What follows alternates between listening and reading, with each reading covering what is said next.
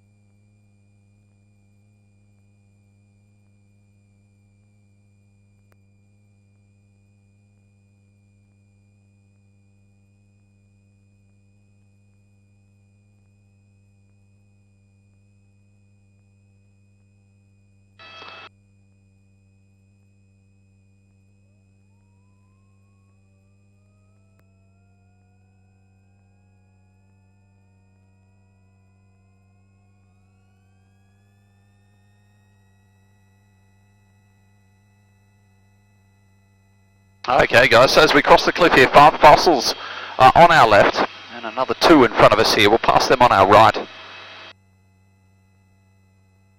That makes 7 in total.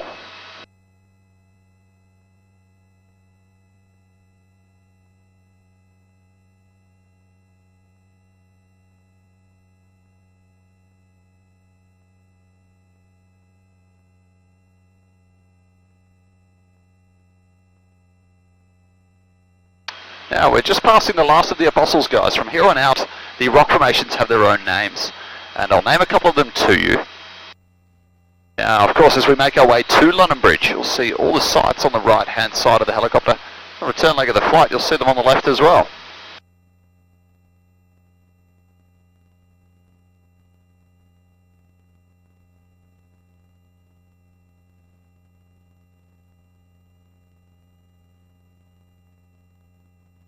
Now, the island here on our right, that one's called a Muttonbird Island, and it's named so after the thousands of muttonbirds that migrate from Alaska each year. They'll come to this coastline to breed. A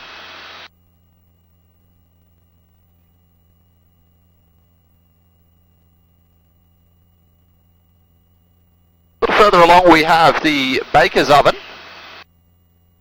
The Baker's Oven has an arch at the bottom of the rock formation there. It sort of resembles the old, the opening rather, of an old-fashioned wood-fired oven, hence the name of the rock formation.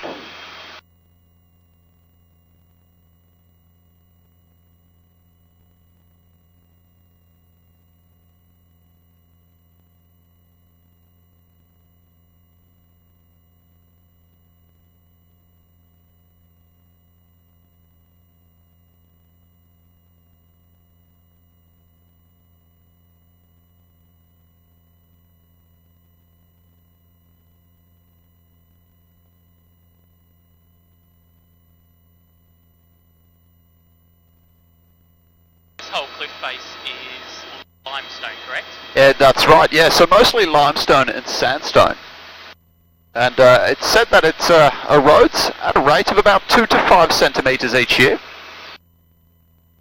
And some parts as much as 15 centimetres a year, or half a rule length, and that actually makes it Australia's fastest eroding coastline here. You can see some horizontal lines in the cliffs, guys. They do mark the different layers of rock that are present, so it's not all limestone and sandstone.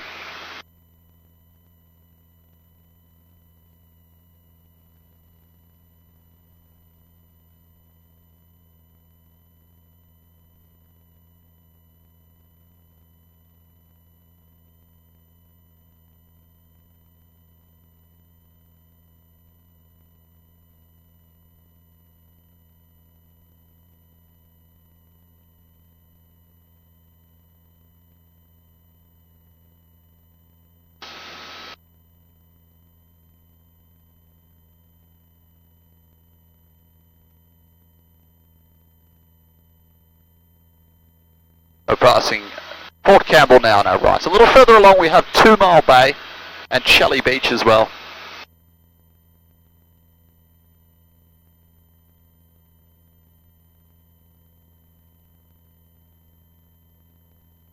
The swells are set to top at about 5.2 metres today, hence you see a lot of whitewash along the coast. Usually you'll see a lot less.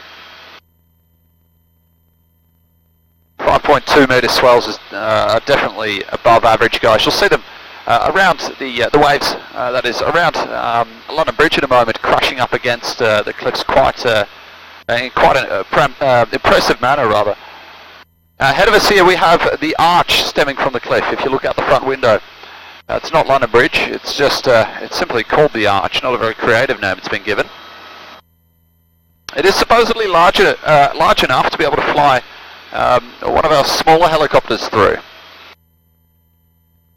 Anyone been game enough to try that? I beg your pardon? Anyone been game enough to try? No, I don't think so. Definitely not on a windy daylight today.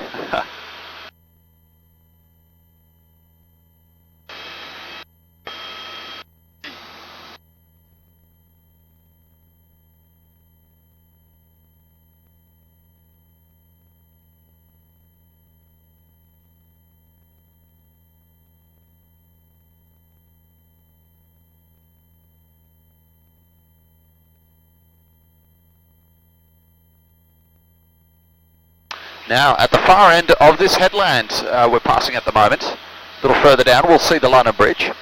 And London Bridge is an arch island that's separated from the mainland. It wasn't always so.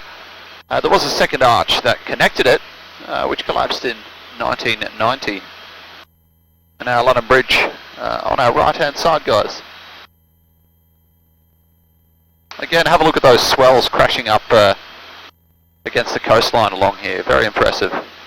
We'll make a turn here. I'll get a view from the other side of the helicopter as well.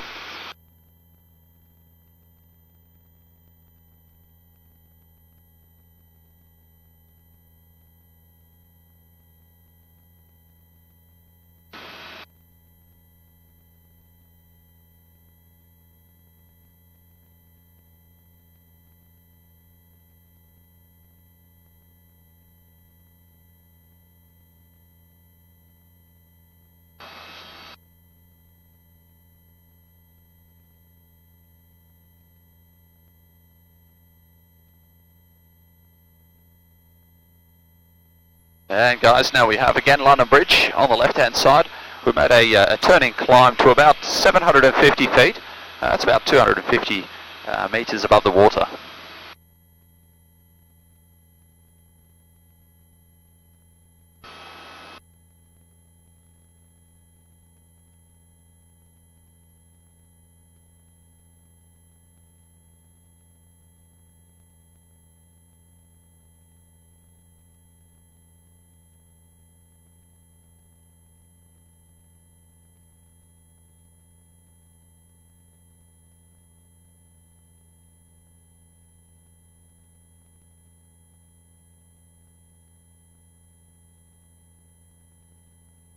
Again, we have Shelley Beach on our left and 2 Mile Bay as well.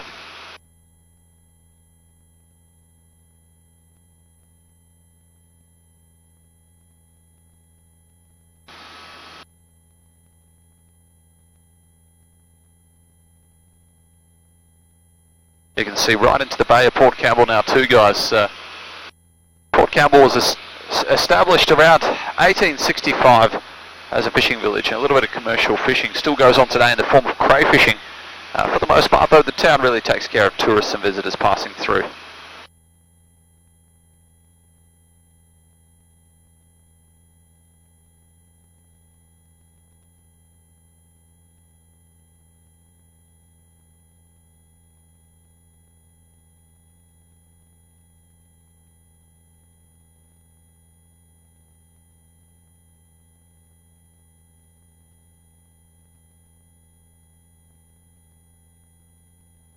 You can see the cliffs here are gradually getting taller, at their highest around 75 metres. Sentinel Rock here about 73 metres high. You can spot a car or so, or two, driving on the Great Ocean Road. It gives a good visual reference otherwise at that height, otherwise about the same height as a 20-storey building.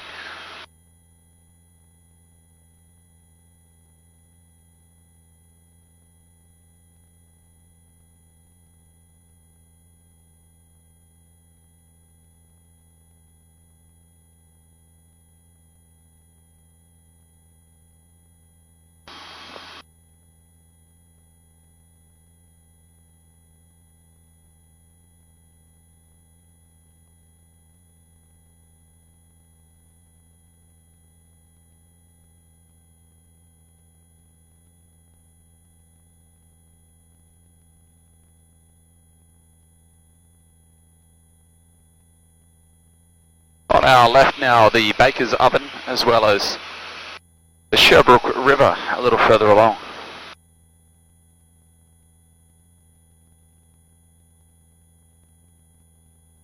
And we have Muttonbird Island again on our left. Muttonbird Island, guys, is where the ship the Lockhart ran aground back in 1878. 2 people survived of the 54 on board. Those 2 were washed into the gorge up the back, known as the Lockhart Gorge there today.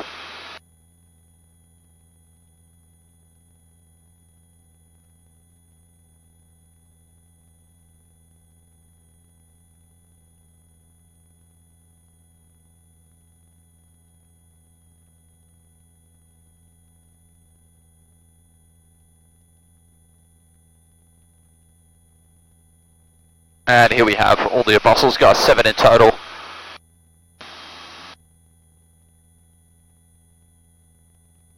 Now the reason for the name 12 Apostles is simply because they were called the Apostles in 1950, and people took a biblical reference to that and started calling them the 12 Apostles instead. The 2 stacks at the very far end there, they are called Gog and Magog, and not Apostles, they're a separate rock formation together there.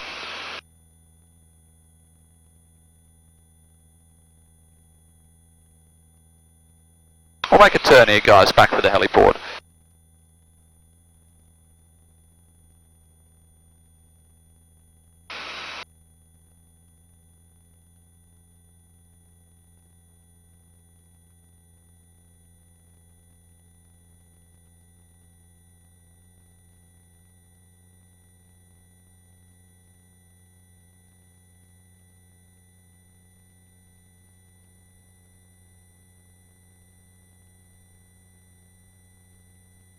As we cross the cliff here, Gibson steps below us on the left, guys, and all the Apostles and Gog and Magog in parallel with the coast as well.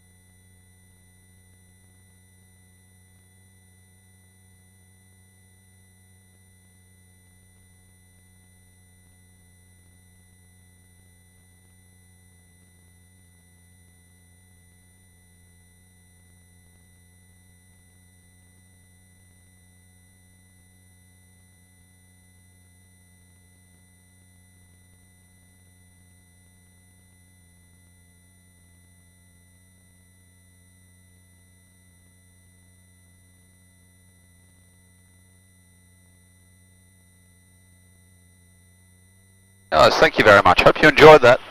The ground staff will help you.